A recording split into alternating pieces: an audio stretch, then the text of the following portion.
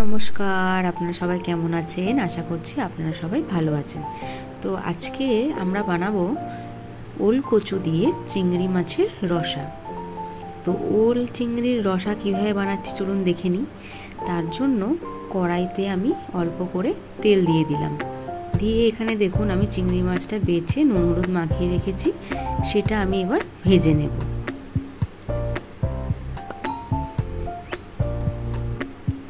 চিংড়ি মাছটা আমি হালকা করে ভাজবো, এখানে কড়া করে ভাজবো না। তো এভাবে আমি চিংড়ি মাছটা ভেজে নিচ্ছি।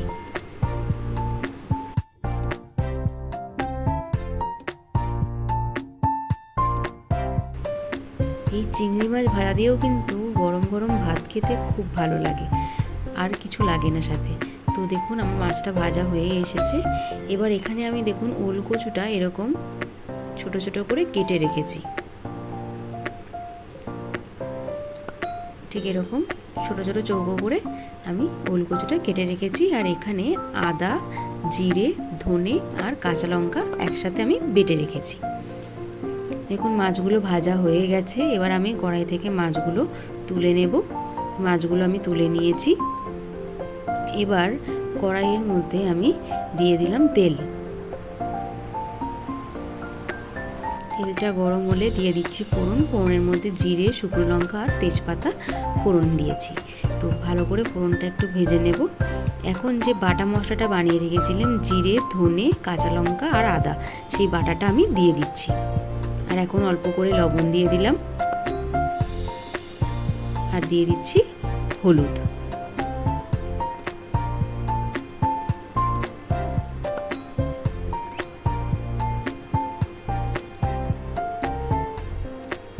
দিয়ে ভালো করে মশলাটা কষাতে হবে। মশলাটা দেখুন কষে আসছে, মানে আস্তে আস্তে করে যখন তেলটা ছেড়ে এসেছে ওই সময় আমি ওল কচুগুলো দিয়ে দিলাম। ওল কচুটা কিন্তু আমি এখান থেকে একদম আগে থেকে সেদ্ধ করে রাখিনি। কচুটা খুবই ভালো, তো সেই জন্য আগে থেকে সেদ্ধ করার কোনো প্রয়োজন নেই। তো কচুটা আমি এখন দিয়ে দিচ্ছি। দিয়ে এই কচুটা দিয়ে মশলাটা খুব সুন্দর করে কষিয়ে নেব। একটু ঢেকে দিচ্ছি এখন।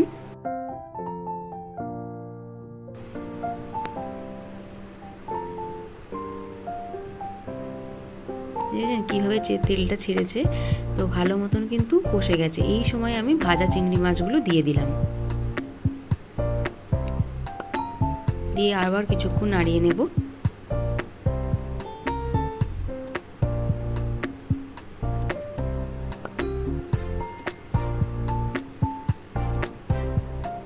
এবার আমি আগে থেকে জল গরম করে রেখেছি, সেখান থেকে আমি অল্প জল দিয়ে ভালো করে মশলাটা আরেকবার আমি কষিয়ে নেব।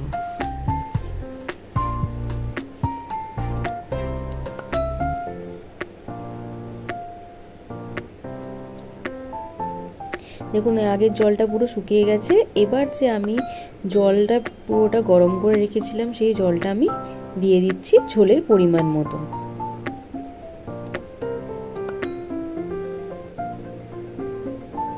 এবার আমি ফুটতে দিয়েছি কিছুক্ষণ।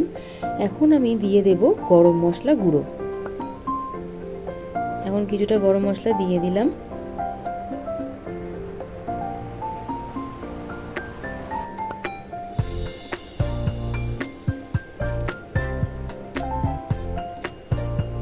আর এখন দিয়ে দেব 1 চামচ ঘি। এই ঘিটা কিন্তু অবশ্যই দেবেন। এই ঘিটা দিলেই কিন্তু স্বাদটা আরো খুব বেশি ভালো হবে। তো এবার ভালো করে ঘিটা আমি মিশিয়ে দিলাম। আর একদম লাস্টে একদম সামান্য চিনি দিয়ে দিলাম।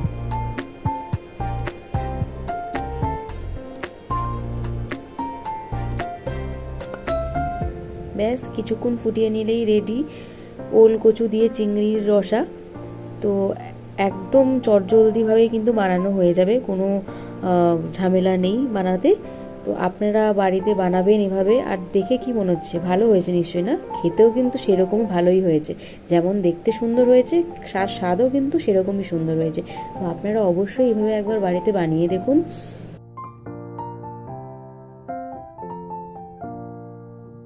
খুবই সুন্দর খেতে। আপনারা অবশ্যই বাড়িতে ট্রাই করুন আর জানান আপনাদের কেমন লাগলো রেসিপিটি। আর আমাদের ভিডিওগুলো যদি আপনাদের ভালো লেগে থাকে অবশ্যই লাইক, শেয়ার, কমেন্ট করবেন আর সাবস্ক্রাইব করে আমাদের সঙ্গে থাকবেন।